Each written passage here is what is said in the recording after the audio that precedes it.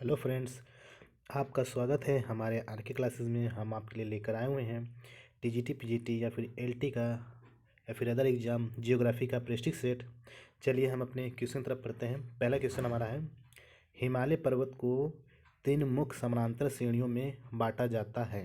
ठीक, उत्तर से दक्षिण की ओर उसका सही क्रम क्या होगा। आपको ये बताना है कि हिमालय श्रेणी को उत्तर से दक्षिण की तरफ उसका क्रम बताना है। पहला ऑप्शन सुनिए, विविध हिमालय कामा शिवालिक कामा मध्य हिमालय। दूसरा ऑप्शन है मध्य हिमालय कामा शिवालिक कामा विविध हिमालय। तीसरा ऑप्शन है शिवालिक कामा विविध हिमालय कामा मध्य हिमालय। ठीक, चौथा ऑप्शन है विविध हिमालय कामा मध्य हिमालय कामा शिवालिक। ठीक, आपको इसका हिमालय पर्वत की श्रेणी मतलब उसका उत्तर से दक्षिण की तरफ उसका क्रम बताना है। ठीक, पहले उत्तर में क्या होगा, फिर उसके मध्य में क्या होगा, फिर उसके दक्षिण में क्या होगा, फिर लास्ट में क्या होगा।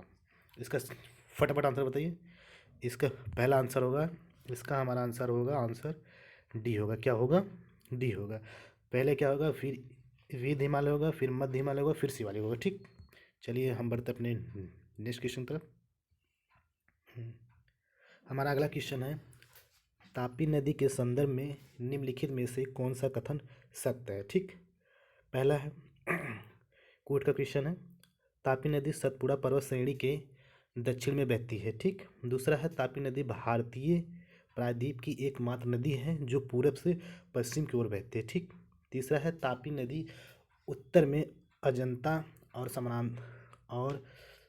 सतमाला पर्वत अवस्थित है। मतलब ताप्ती नदी के उत्तर में अजंता और सतमाला पर्वत श्रेणी स्थित है। ठीक, इन तीनों के प्रयोग करके कोर्ट में आपको आंसर बताना है। ठीक है, इसका आंसर क्या होगा, पहला सुनिए। पहला ऑप्शन है केवल एक, दूसरा ऑप्शन है केवल दो, दो और तीन, तीसरा ऑप्शन है एक और तीन, और चौथा है इनमें से कोई नहीं। ठीक, आपको इसमें सही सही कथन बताना है। इसका सही कथन क्या होगा इसका हमारा सही कथन होगा, ताप्ती नदी सतपुड़ा श्रेणी के दक्षिण से बहती है। ठीक, तो हमारा ये आंसर सही होगा। ठीक है, चलिए हम बढ़ते अपने नेक्स्ट क्वेश्चन तरफ। हमारा अगला क्वेश्चन है, विंध्यन एवं सतपुड़ा पर्वत श्रेणी के बीच से कौन सी नदी बहती है। ठीक, आपको ये बताना है कि विंध्यन पर्वत और प्लस सतपुड़ा पर्वत के बीच से कौन सी नदी बहती है। ठीक, इन दोनों के बीच से कौन सी नदी बहती है। पहला ऑप्शन है तापी नदी, दूसरा ऑप्शन है नर्मदा नदी, तीसरा ऑप्शन है चंबल नदी, चौथा है सोन नदी। ठीक है, अब सतपुड़ा और विंध्यन श्रेणी के बीच में कौन सी नदी बहती है, इसमें हमारा बहेगी नर्मदा नदी जो भ्रंश घाटी से होकर बहती हुई नदी है। ठीक है, और ये हमारे प्रायद्वीप के पश्चिम तरफ बहती है। ये अरब सागर में गिरती नदी है। ठीक है, चलिए हम बढ़ते अपने नेक्स्ट क्वेश्चन तरफ।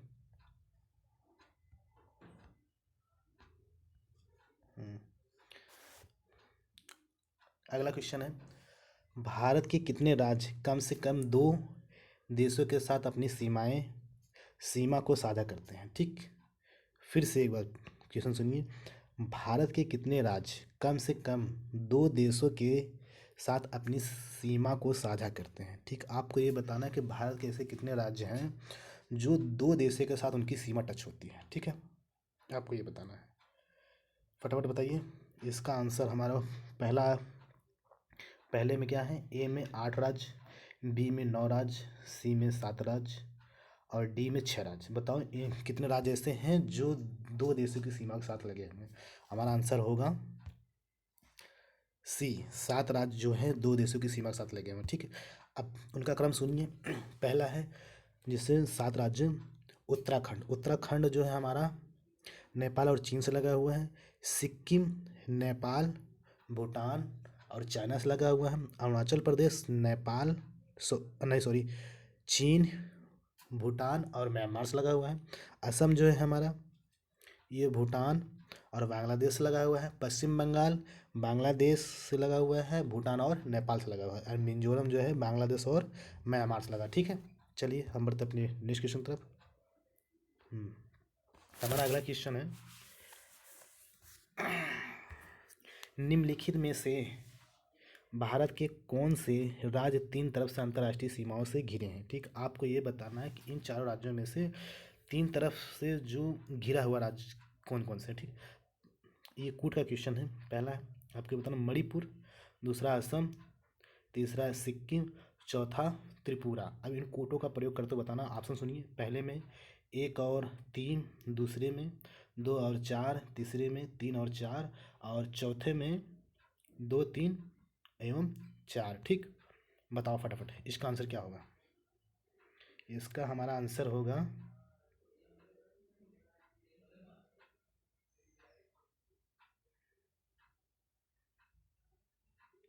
इसका आंसर हमारा होगा सी। क्या होगा? सी, त्रिपुरा और सिक्किम, जो 3 तरफ अंतर्राष्ट्रीय सीमा से घिरे हुए हैं। ठीक है, चलिए हम बढ़ते अपने नेक्स्ट क्वेश्चन तरफ। अगला क्वेश्चन हमारा है, निम्नलिखित में से भारत की सबसे लंबी स्थलीय सीमा किस देश के साथ लगती है। ठीक है, आपको ये बताना है भारत के ऐसा कौन सा राज्य है मतलब जो किस देश के साथ सबसे ज़्यादा उसकी सीमा लगी हुई है। ठीक है, पहला ऑप्शन है चीन, दूसरा है पाकिस्तान, तीसरा है म्यांमार, चौथा है बांग्लादेश। बताइए ऐसा कौन सा राज्य है जो अंतर्राष्ट्रीय सीमा के साथ सबसे लंबी वो लगाता है। ठीक है, वो हमारा लगेगा जो है बांग्लादेश के साथ, जो है कि बांग्लादेश ऐसा है जो अंतर्राष्ट्रीय सीमा मतलब हमारे राज्य से उसकी सीमा अधिक लगी हुई है। ठीक है, चलिए बढ़ते हैं नेक्स्ट क्वेश्चन पर।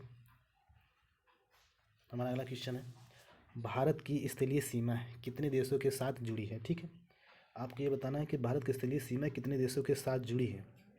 पहले में है 6 देशों के साथ, दूसरे में है 5 देशों के साथ, तीसरे में 8 देशों के साथ और सातवें में डी में 7 देशों के साथ। ठीक है, इसका आंसर क्या होगा?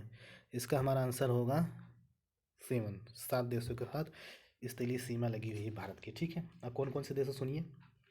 पहला क्या है देखो, चीन, फिर दूसरा नेपाल, तीसरा भूटान, चौथा म्यांमार, पांचवा पाकिस्तान और छठा जो है बांग्लादेश और सातवां अफगानिस्तान। ठीक है, चलिए हम बढ़ते अपने नेक्स्ट क्वेश्चन तरफ। हमारा अगला क्वेश्चन है, कर्क रेखा किन राज्यों से होकर गुजरती है। ठीक, आपको ये बताना है कि कर्क रेखा कितने राज्यों से होकर गुजरती है। ठीक है, देखिए पहला सुनिए, ये कूट का क्वेश्चन है।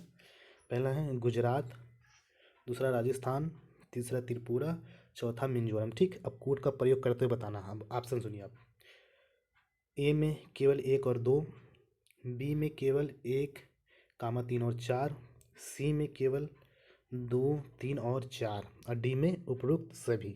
ठीक, फटाफट बताइए इसका क्या आंसर हो। इसका आंसर हमारा होगा उपरोक्त सभी। क्या होगा? उपरोक्त सभी। और ये कर्क रेखा कितने देशों के साथ, कर्क रेखा कितने राज्यों के साथ गुजरी हुई है, मतलब कितने राज्यों से होकर गुजरी हुई है। कर्क रेखा हमारे 8 राज्यों से होकर गुजरी है। ठीक है, 8 राज्यों से होकर गुजरी। उसका नाम सुनिए, पहला है गुजरात, दूसरा राजस्थान, तीसरा मध्य प्रदेश, चौथा छत्तीसगढ़, पांचवा झारखंड, छठा पश्चिम बंगाल, सातवां त्रिपुरा और आठवां मिजोरम राज्य। ठीक है, 8 राज्यों से होकर कर्क रेखा गुजरी है भारत का। ठीक है, चलिए बढ़ते हैं अपने नेक्स्ट क्वेश्चन की तरफ। हमारा अगला क्वेश्चन है, पश्चिम से लेकर पूरब तक भारत का विस्तार देशांतरों के बीच है। ठीक है, फिर से क्वेश्चन सुनिए, पश्चिम से लेकर पूरब तक भारत का विस्तार देशांतरों के बीच है। ठीक है, पहला ऑप्शन है 65 डिग्री 7 मिनट पूरब से लेकर 100 डिग्री 25 मिनट पूरब तक। ठीक, दूसरा ऑप्शन है 64 डिग्री 8 मिनट पूरब से लेकर 98 डिग्री 20 मिनट पूरब तक और तीसरा ऑप्शन है 50 डिग्री 12 मिनट पूरब से लेकर 95 डिग्री 20 मिनट पूरब तक। ठीक, और चौथा ऑप्शन है 68 डिग्री 60 मिनट पूरब से लेकर 97 डिग्री 25 मिनट पूरब तक पूर्वी देशांतर। ठीक ठीक, इसका हमारा आंसर क्या होगा? इसका हमारा आंसर होगा डी। ठीक, चलिए बढ़ते हैं अपने नेक्स्ट क्वेश्चन तरफ। हमारा ये लास्ट और आखिरी क्वेश्चन है, भारत की मुख्य भूमि का विस्तार दक्षिण से उत्तर की ओर किन अक्षांशों के मध्य है। ठीक, फिर से एक बार क्वेश्चन सुनिए, भारत की मुख्य भूमि का विस्तार दक्षिण से उत्तर की ओर किन अक्षांशों के मध्य है। ठीक, पहला ऑप्शन है 8 डिग्री 4 मिनट उत्तर से 37 डिग्री 6 मिनट उत्तर तक। ठीक, दूसरा ऑप्शन 18 डिग्री 6 मिनट उत्तर से 37 डिग्री 4 मिनट उत्तर तक। तीसरा ऑप्शन है 9 डिग्री 4 मिनट उत्तर से 36 डिग्री 6 मिनट उत्तर तक।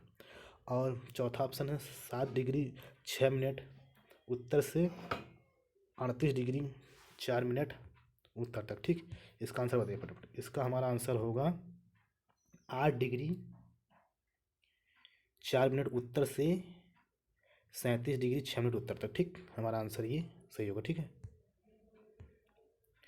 ये आपको वीडियो कैसा लगा ये कमेंट बॉक्स में आप हमें बता सकते हैं। हमारे क्लासेस आर के क्लासेस को सब्सक्राइब और लाइक करिए इसी तरह का वीडियो पाने के लिए, जो है कि हम हर रोज़ रात 8 बजे आपको मिलेंगे। इसी के साथ बहुत बहुत धन्यवाद आप लोगों का।